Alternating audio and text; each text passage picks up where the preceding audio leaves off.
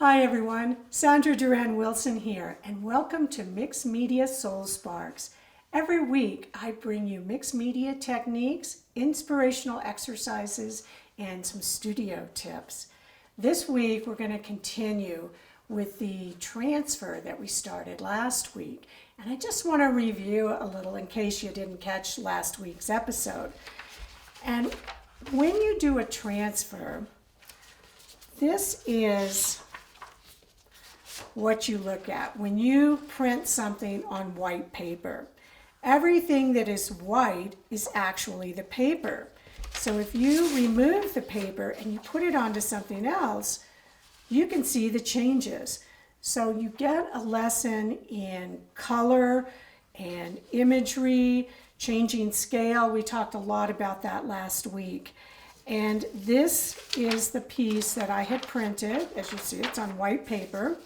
And I'm just going to show you these steps. This is all laser print. So when you make your copies, make sure it's a laser print. I used soft gel gloss to put it face down onto the panel. You let it dry overnight, and then you begin to rub the paper off. And I'm going to show you that in this week's, the one we started last week. But I just want to show you these two and how different they are because of the different backgrounds that were used. So the areas that were white in the image show the color, the background color. So these are things you need to consider when you're doing your transfer. So let's take a look at what we did last week. And here's the piece that I started on. I made a little photocopy of what the panel looked like before I did the transfer. And this is the imagery that I put onto the panel. So the best way to get started is you want to take a little bit of sandpaper, and I just use the sandpaper to just scuff this up a bit. It's not like you're sanding it. You're just scuffing up the paper so when you spray it with water, it absorbs the water into the paper faster. And then I just let the water soak into the paper. We're just going to give it a minute to go in there. And you can see some areas where the paper is still white, and that could just be, well, that I didn't get any water on it, or it could be that I may have gotten some gel on the back. And as I said last week, that's the most important thing, is you don't want to get gel on the back side of this paper because it prevents you from removing this paper. Now, I just have to let it soak in a moment.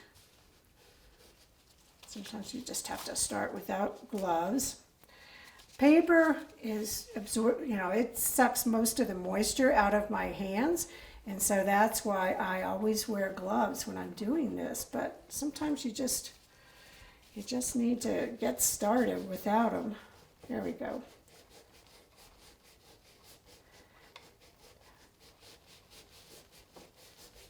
When I've been teaching this, sometimes I'll have people get real excited about doing a transfer, and they're like, "Oh, I want to do this really big transfer."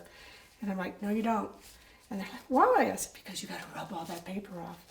So watch how long this takes, and you might change your mind of how big of a transfer you want to do. But here we go. So you get an upper body exercise too while you're doing this.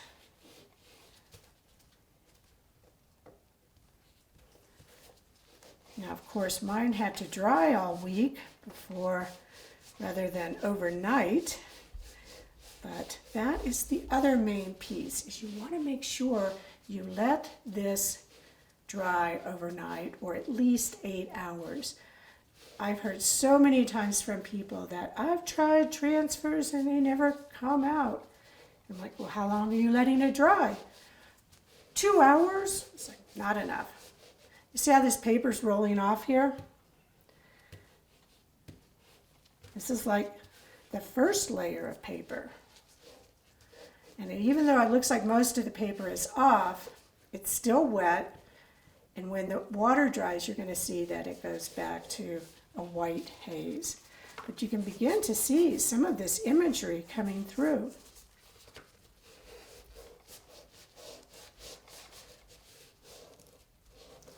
I'm giving it a little extra push with my fingernail.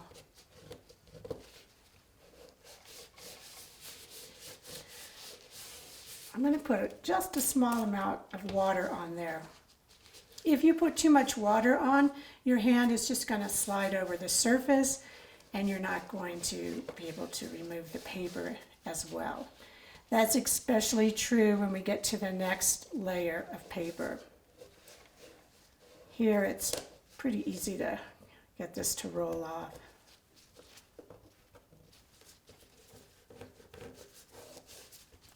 And I know some people who've used little scrubbies and things to help, but I find that sometimes you can remove too much. You can remove your image doing that. So I just prefer to use my hands.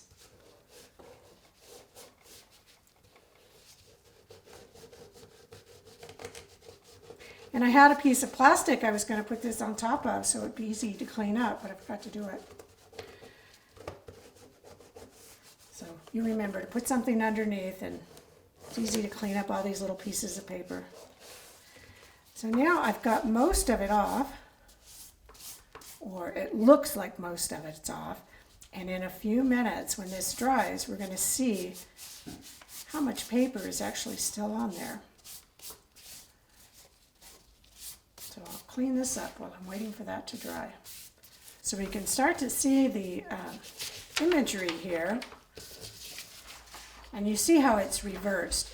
So if you're going to be using something with words or numbers, here it doesn't really matter because these numbers can work either way. But you want to make sure in your copy that you do a mirror image when you go to the copy place and make your copies. I haven't added any more water to this because of what I said earlier, that if you have too much water on there, your hand is just going to slide over the surface and you're not going to be able to remove as much of the paper.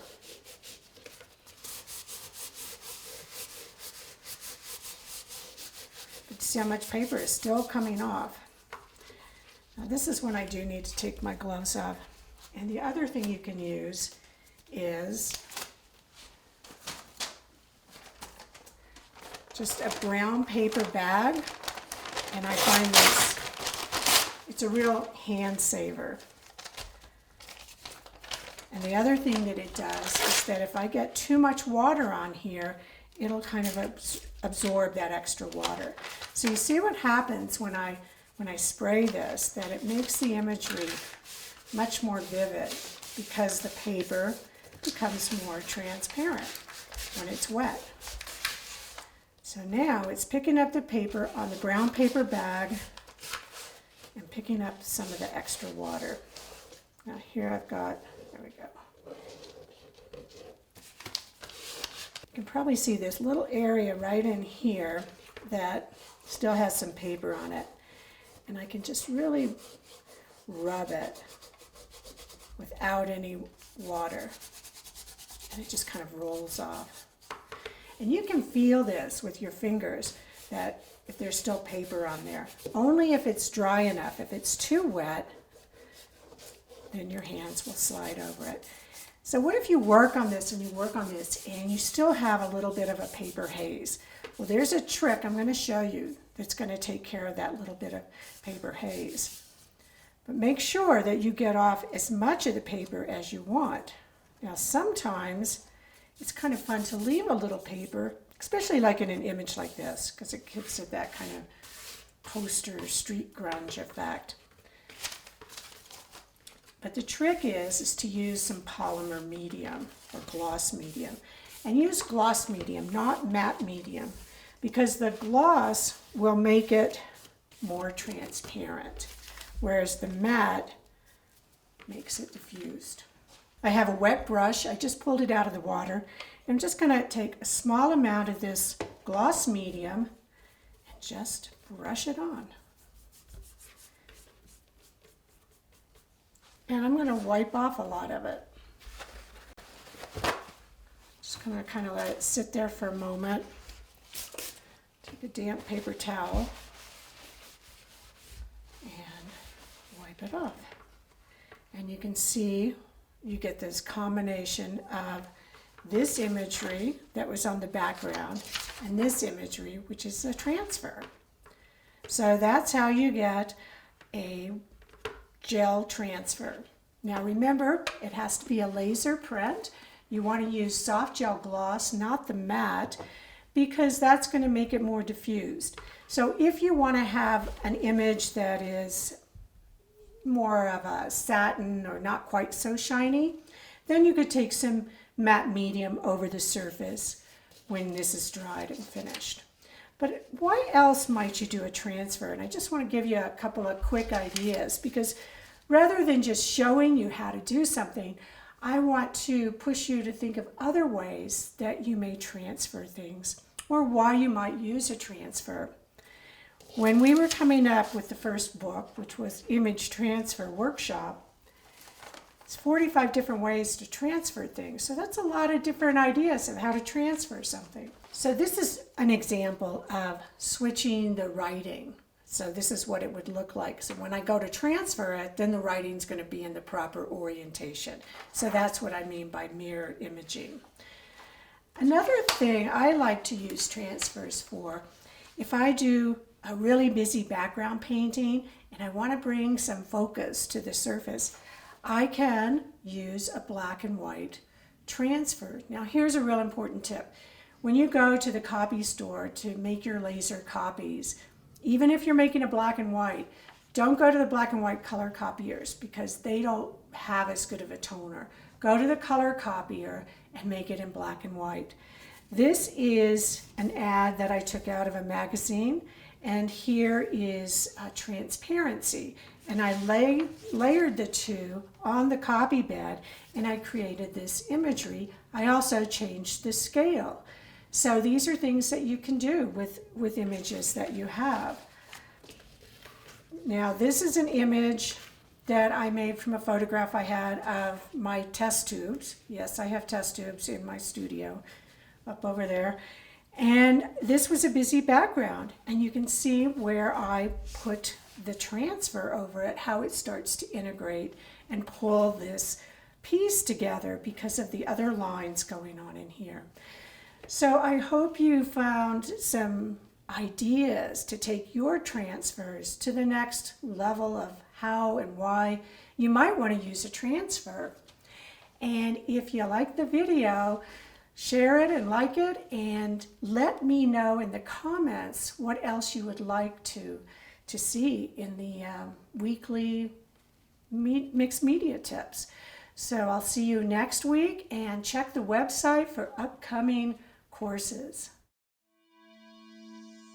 Join the community and share your creations on social. Use the hashtag #MixedMediaSoulSparks. I look forward to seeing your comments in the comment section.